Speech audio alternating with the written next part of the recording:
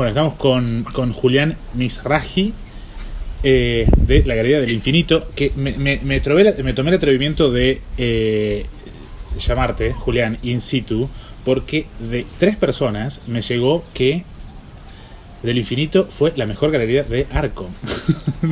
Y y además, ni más ni menos que con Peralta Ramos, que es, digamos, muy muy querido en la Hora de la Pastela y hasta en el proyecto mismo de Love Are Not People, que es un poco Peralta rámico. Y de hecho soy amigo de su familia, digamos, estamos permanentemente. ¿Cómo? Es un blog bastante gani. Sí. Entonces, bueno, te quería preguntar, porque lo que me dijeron fue que había mucha investigación atrás. Pero 2 de las 3 personas dijeron que había mucha investigación. Quiero que en primer lugar me cuentes qué fue, porque fue una especie como de mini muestra. ¿Y cómo te fue?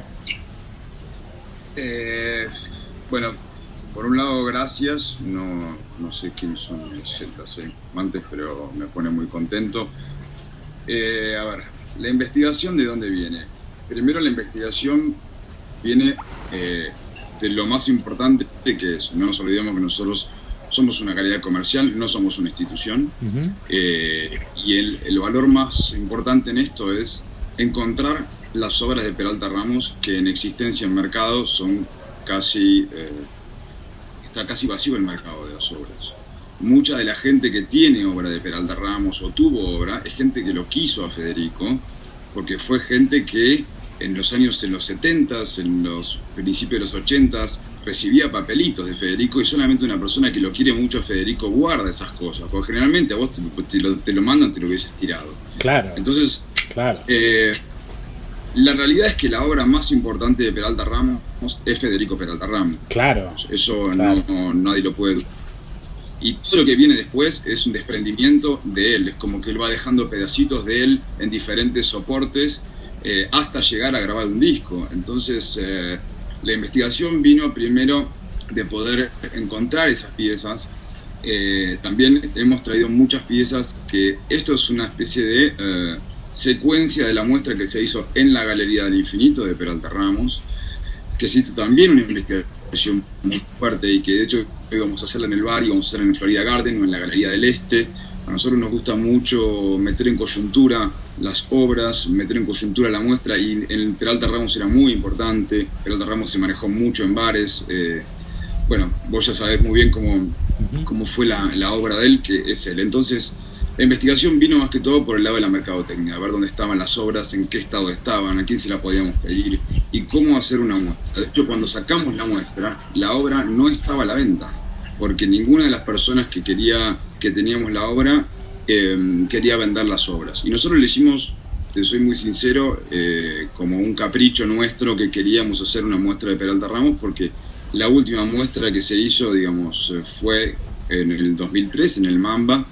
Se dan después hecho algunos desprendimientos que tienen que ver con Arco, el año pasado que también lo hizo Mariano Mayer con Sonia Beche, alguna cosa que hizo Chus Martínez en el Malva, pero nosotros creemos que Federico necesitaba una muestra, al menos con lo que podamos encontrar, porque hay mucho público que no tiene ni idea quién es Federico Peralta Ramos. Uh-huh. Entonces la investigación vino por ese lado, por encontrar fotografías de él, de Grossman, fotografías de Macarius, ponerle una cara al personaje, porque no solamente son las obras, sino es que la gente tiene que entender quién es el personaje, la mirada, el gesto. Hubo una sala de proyección en la galería para que la gente vea cómo hablaba Federico Peralta Ramos, cómo era el gesto, la gesticulación, todo su histrionismo, que esa es la obra. El resto son desprendimientos, como ahora, te decía antes. Lo que a mí me llamó la atención de la gente que me habló del stand de ustedes es que es gente del arte. Es decir, el problema con Peralta Ramos, como también el problema con Batato Barea, que son 2 de las figuras que, digamos, yo trabajé en la Hora de la Pastela, es que de alguna forma hay como una suerte de apropiación por parte del mundo del arte de sus figuras. Que en el caso de Peralta Ramos no es tanta la apropiación, porque él de hecho estableció una relación con la galería, digamos, con el espacio de exhibición de arte. De hecho, él, digamos, termina o hace cuadros, ¿no?, que se cuelgan en la pared, e él interactúa con la institución artística de manera crítica. Pero también lo que me parece interesante del trabajo tuyo, que es un trabajo muy sutil, digamos, es muy delicado, porque lo comparo con lo que se hizo con Batato Barea. Esto lo hace, creo que lo hizo la galería de Amparo Discoli, en donde es muy delgada la línea entre ponderar desde el mundo del arte la obra del artista a través de objetos artísticos, y la otra es transformar todo esto en una venta de garage de la memorabilia de el sujeto artístico, ¿no? Es decir, ¿cómo digamos? Porque hay algo en lo que vos haces que es muy difícil, digamos, porque es una muy delgada línea, es decir, de terminar vendiendo la ropa de la abuela.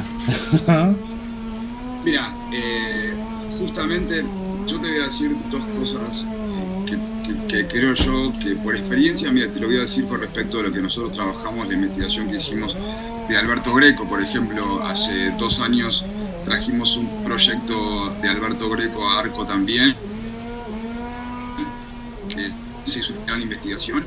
Lo más importante es meterse dentro del artista, empezar a darse cuenta de que en cierto momento mucho de lo que antes no se consideraba obra y que se consideraba documentación, hoy en día son piezas fundamentales del camino artístico, y te diría latinoamericano. Nos pasó con Greco cuando finalmente pudimos conseguir el manifiesto, que el MoMA decidió adquirirlo porque era una pieza fundamental. Claro.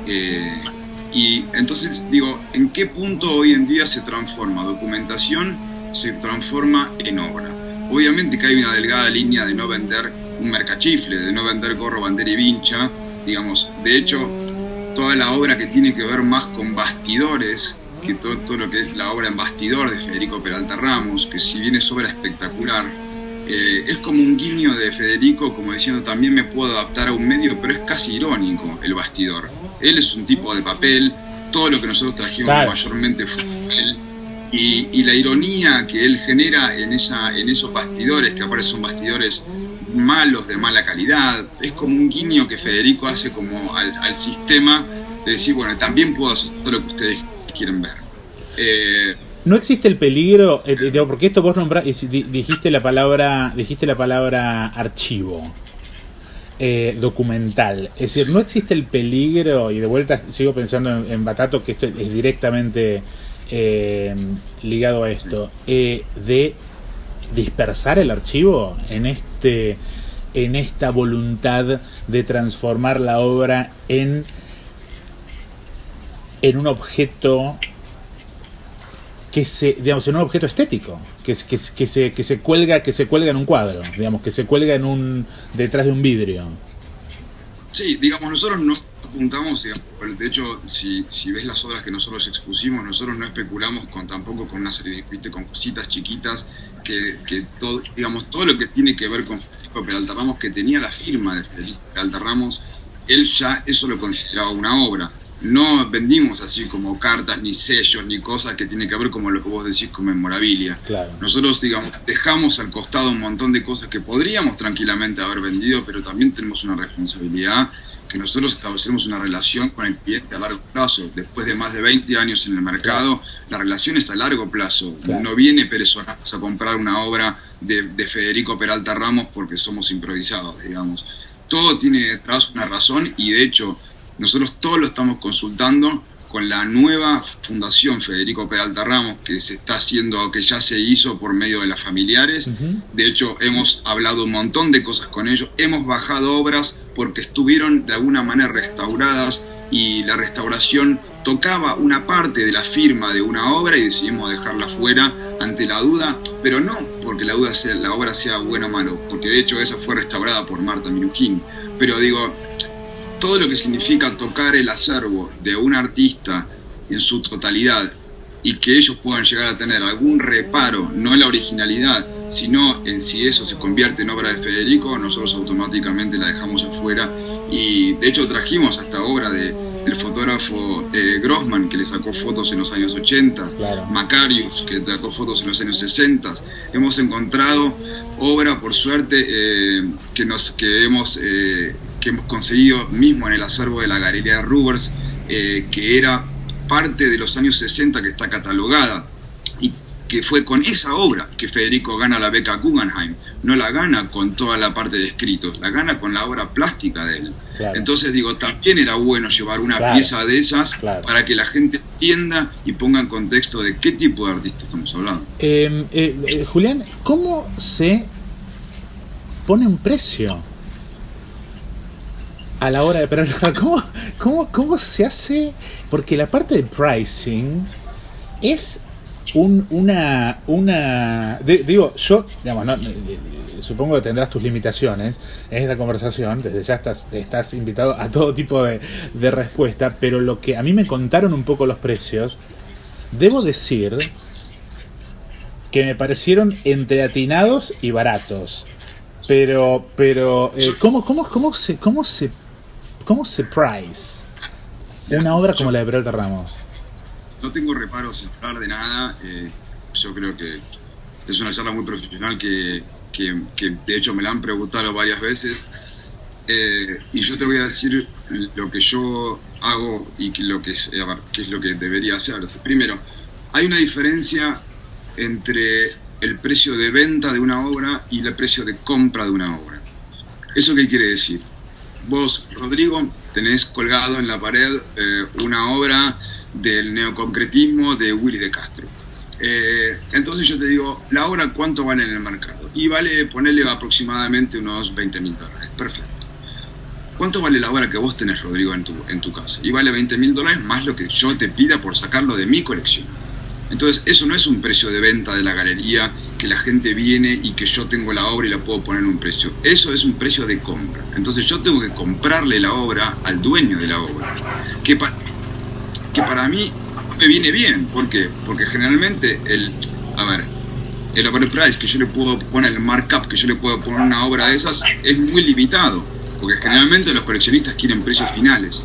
Claro. Entonces ahí también depende un poco la animosidad de la galería, y ahí es donde yo te digo que la galería a veces deja de ganar plata para hacer proyectos que se sientan más confortables, como fue lo de Alberto Greco, como es lo de Peralta Ramos. Claro, son proyectos de institucionales para una galería como la tuya, es decir, como que filantrópicos. Claro, no, pero bueno, pero creo que es el tipo de proyecto que coloca a la galería en otro nivel.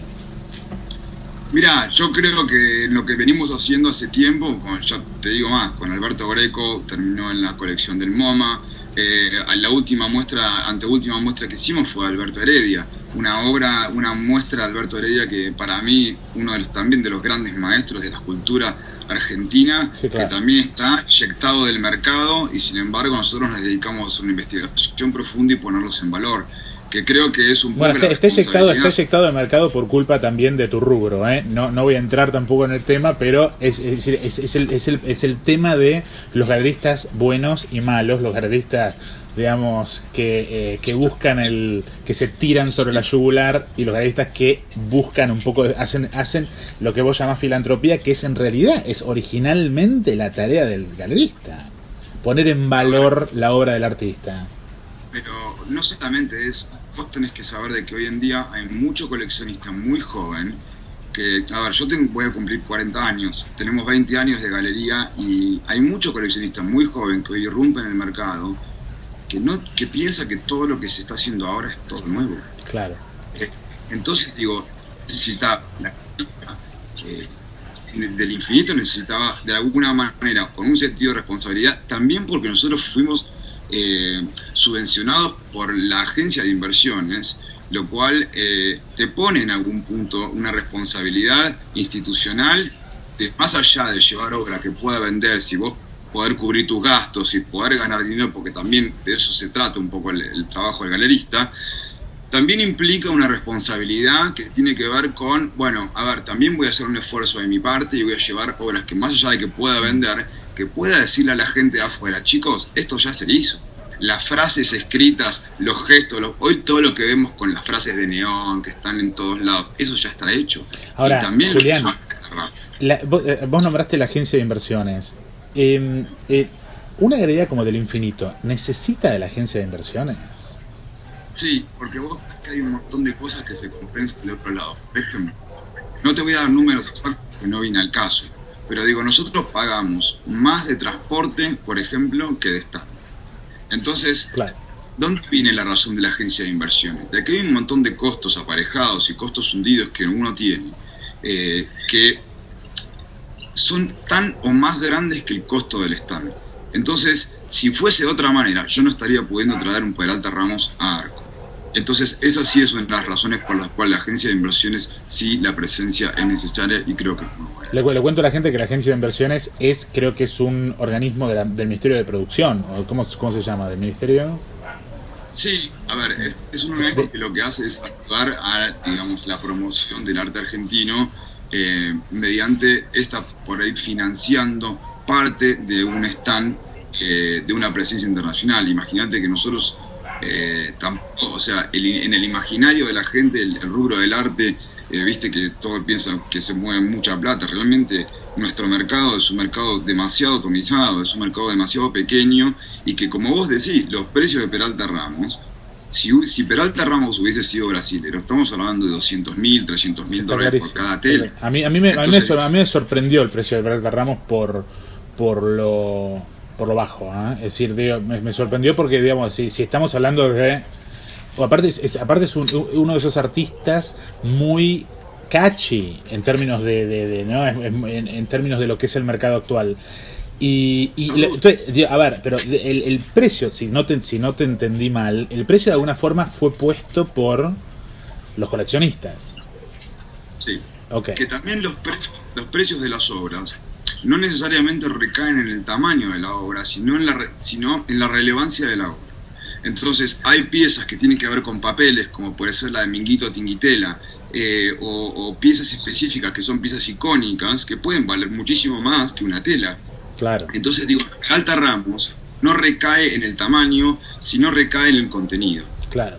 Y la realidad es que hoy en día uno tiene que pensar en que las obras, yo por ejemplo, las obras que por suerte se han vendido, no hay un costo de reposición. Yo no puedo reponer las obras. No, claro. Porque yo no puedo vender un Peralta Ramos y compro otro. No hay reposición. Entonces, ahí también radica un poco. Y la realidad es que los precios, yo quiero poner un precio justo para yo poder también darle al coleccionista la plata que él quiere en el caso de que se venda su obra, yo ganar un porcentaje sobre eso, porque es mi trabajo, esta investigación, y no lo hago gratis, porque también me lleva mucho tiempo en mi vida. La galería tiene un equipo de gente que trabaja increíblemente bien, y la realidad es que yo no tengo forma de reponer las obras. Entonces, por un lado estoy muy contento, por otro lado sabemos que tampoco hubo muchas instituciones argentinas interesadas. Tuvimos 11 museos del mundo, bueno, incluyendo eso te quería preguntar, incluyendo el Museo de Salzburg, incluyendo el Art Institute de Chicago. Bueno, a ver, era la próxima pregunta, porque digamos, esto que vos me estás contando es, si no me equivoco, vos no tuviste compradores argentinos, sino que tuviste el stand fue sold out, y fue sold out de compradores extranjeros, digamos, con estos precios que repito, digamos, aún en arte argentino, o lo que se pide generalmente por arte argentino, eran precios muy razonables. Digamos, sí, estoy hablando de arte argentino de jóvenes de 40 años que te piden delirios, y cuando vos comparabas esto, era como, bueno, y digamos, ¿cómo? ¿A qué? Porque de alguna forma, digamos, déjame ser un poco cañete. De alguna forma, el Estado argentino financió a la Galería del Infinito para por un lado uno puede decir para poner en valor internacional la obra de Peralta Ramos, pero por otro lado uno puede decir para exportar la obra, digamos, porque de alguna forma estamos hablando de un tipo de acervo que se va del país, ¿no? A pesar de la fundación, ¿no? Es decir, y esto da la pauta de las contradicciones, ¿no? de nuestras políticas culturales. Yo no quiero hablar por instituciones ni por nada, digamos. La misión de la agencia de inversiones tiene que ver con la exportación de talentos, y yo creo que en ese caso están en lo correcto. Ahora, vos me preguntás a mí si hubo algún comprador de alguna pieza argentino. En la muestra de Federico Peralta Ramos hubo obras que se vendieron a argentinos. Vos me preguntás el porcentaje, y yo te diría que 80% se va para fuera del país y el 20% vuelve a quedar. Entonces eso también te complica en un futuro a nivel logístico cuando vos me decís, bueno, hagamos una retrospectiva de Federico. Bueno, anda a buscar las obras. No, claro, claro. Pero ¿a qué atribuís el interés? Lo mismo pasó con Greco. De Greco tuvimos expuestas las obras en 4 oportunidades, las fotografías de Piedralabes, el manifiesto, 4 oportunidades, y de hecho no tiene sentido de decir persona, olvídate, pero yo soy muy confidente con eso, pero tuvo que venir las pusimos acá, vino al MoMA y dijo, esto me voy a llevar todo, y se lo llevaron todo, y digo, para mí fue un orgullo, porque poner a Greco en el MoMA no es un trabajo menor, pero digo, me hubiese encantado que venga una institución de cualquier lado de Argentina y diga, a ver, yo le dije, de hecho hablé con muchas directores de instituciones, mismo el año pasado cuando pusimos Besos Brujos, que hoy está presentándose en el MMK de Frankfurt, expusimos Besos Brujos, y a mí me pareció rarísimo que no venga una institución y diga, tomá. Yo le dije, de hecho, a directora de institución le dije, no importa lo que vos no tengas la plata, vos decime que vos la querés comprar, y yo me agarro a trompadas con el dueño de la obra para que vos puedas tenerla. Yo atomizo yo el negocio, lo financiamos a 72 años, pero no hagan que se vaya del país una obra que es de tanta trascendencia histórica. Bueno, uno también, Rodrigo, tiene sus limitaciones. Obviamente. Vos haces tu trabajo. Es decir, escuchame una cosa, pero ¿a qué atribuís el gusto extranjero por Peralta Ramos? Me parece que digamos lo que se está haciendo porque es muy local. Peralta Ramos es muy a Peralta Ramos se lo entiende en un contexto casi te diría hasta provincial, en términos de transformando al Florida Garden en una parroquia. Es decir, hay algo muy parroquial en Peralta Ramos. Es decir, no entiendo el gusto internacional. Te sorprenderías que son las cosas que a mí todavía en este momento me emocionan, que para esto trabajo, para justamente que me pasen estas cosas, que me emocione, que venga un tipo de Holanda y que me diga, explícame esto que me parece fabuloso. Hay un tema que tiene que ver con la vibración de la obra, que tiene que ver con algo muy vibracional y que te atrae de primera instancia. Después la profundidad la recae obviamente. Imagínate, todo esto es lunfardo. Mismo la gente de España no entiende que es para hacer un recuerdo para no ser un recuerdo hay que ser un re loco. El re acá no lo entienden, no es que se entiende, no se entiende. Entonces digo, nosotros tuvimos que traducir hasta el francés, hasta el italiano, tradujimos en alemán como pudimos, pero no creas que la gente no lo entiende. Te contaba, el Museo de Salzburg estaba fascinada que Sabine, que hoy maneja el Museo de Salzburg, fue la que trabajaba en el departamento de fotografía y performance del MoMA cuando aceptaron la obra de Alberto Greco, que tampoco era algo tan normal. Con mi amigo Stuart Comer. Exactamente. Claro. Digo, la obra de Peralta Ramos es mucho más internacional de lo que nosotros creemos, y nosotros nos tenemos que dar cuenta haciendo estas cosas, trayendo monstruos argentinos que, no digo cada uno hace su trabajo, pero bueno, nosotros nos dedicamos a investigar, a poner en valor Y como vos bien decís, tampoco son valores exorbitantes, cuesta lo mismo que un chico de 30 años en cualquier lado. Totalmente, ni hablar. Yo no sabía que tenía esos valores. Es decir, porque yo en mi pasado de art dealer, yo tuve experiencias de terror en la Argentina con precios, donde enseguida, digamos, se van a la estratosfera.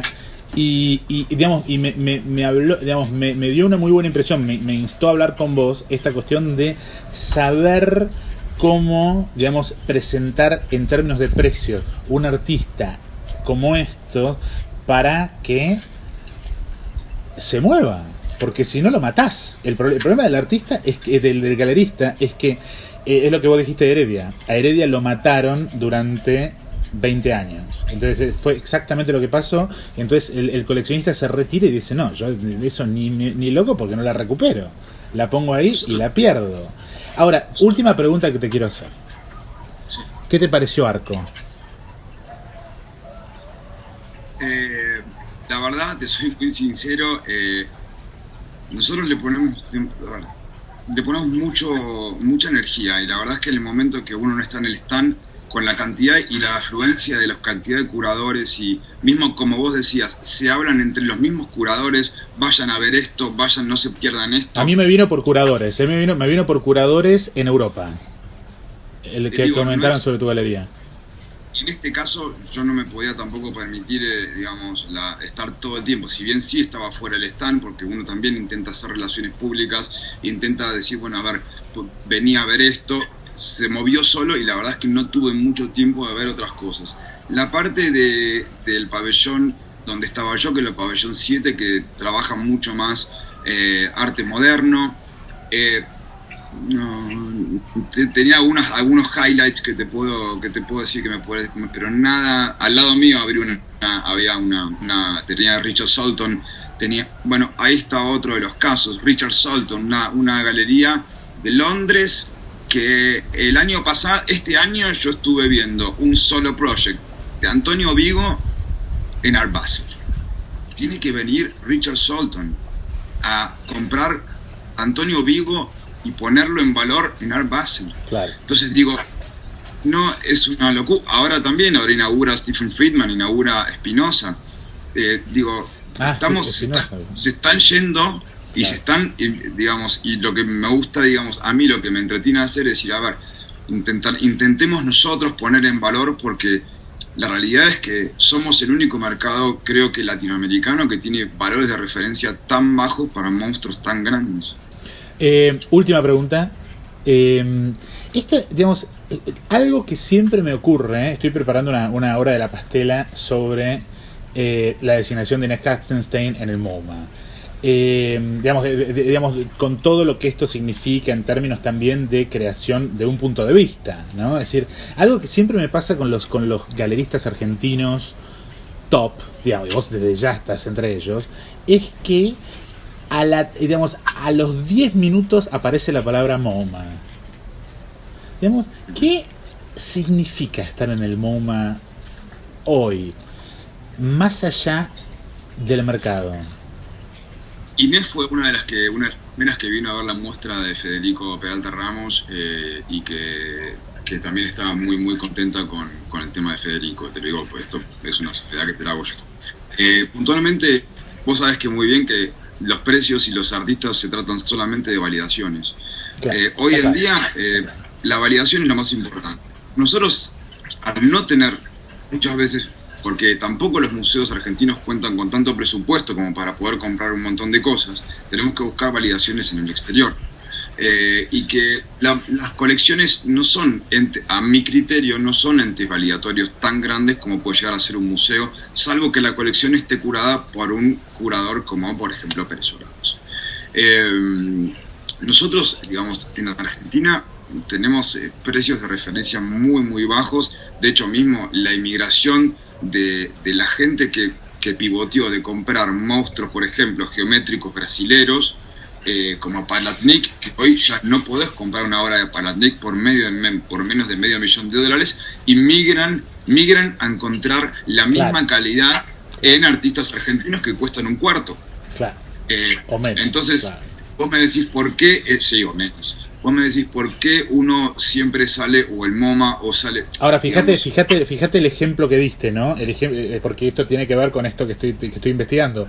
Porque el ejemplo que diste es un ejemplo de el arte abstracto, que es de alguna forma es si se quiere, el canon de mercado que construye, me atrevería a decir, desde Venezuela, en la diáspora, los Phelps y Cisneros, ¿no? Es decir, que en tanto una concepción un tanto higiénica, urbana y nostálgica, si querés, de Latinoamérica, ¿no? Esta Latinoamérica de las grandes cosmópolis desarrollistas en las cuales no entra la mugre, ¿no? Y todo esto tiene que ver con... Entonces, digamos, me pregunto qué relación tiene todo esto con la estética de la estética de Peralta Ramos, que es una estética, si se quiere, muy blanca. Mirá, si querés encontrar una estética justamente inversa a la de Peralta Ramos, a nivel, ¿por qué también muchas pregnancias y mucha gente por ahí, por qué también tiene el rabillo del ojo Peralta Ramos acá en Europa? No te olvides que en los años 60, si yo no me equivoco, 63, 61, tenés a Ben Botier acá en Europa, como contemporáneo de Alberto Greco, también haciendo escritos. Y creo que mucho de eso también uno dice, pero al mismo tiempo estaban en Argentina y estaban en Europa haciendo cosas muy similares estéticamente, como decís vos. Sí. Y me parece que también mucho de eso tuvo una pregnancia importante. De acuerdo. Pero, me preguntás, volviendo a lo de la geometría, a mí me parece que lo de los Cisneros ha sido un trabajo genial y en la preservación, sobre todo, de grandes piezas de la geometría que de otras maneras hubiesen sido por ahí bastardeadas hasta mismo en el mismo mercado y no se hubiesen visto nunca más. Ellos también preservaron un acervo a nivel geométrico que hoy, de hecho, había una pequeña muestra de la colección de ellos acá en ARC, que era realmente un placer verla. Pero son cosas que no se van a ver. Sí, pero esto de la fascinación con que, digamos, Ela Cisneros Fontanals, ¿no? Que acaba de donar la colección a España.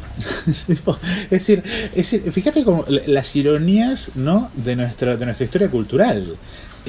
Como que el arte latinoamericano vuelve, es decir, la colección de arte latinoamericano no es donada, porque yo digo, ¿por qué no se donó al Malva? ¿Viste? Es decir, es como que hay algo de lo que, digamos, lo que vos llamás validación, además de una concepción de América Latina, digamos, como para presentarla, como para decir, bueno, nosotros también somos modernos, ¿no? Pero nada, no te quiero poner aprieto. Bastante informativo y generoso fuiste con la charla. Felicitaciones por el trabajo y muchas gracias. Gracias a vos por el tiempo y que la pases bien. Dale, nos vemos en Argentina. Chau.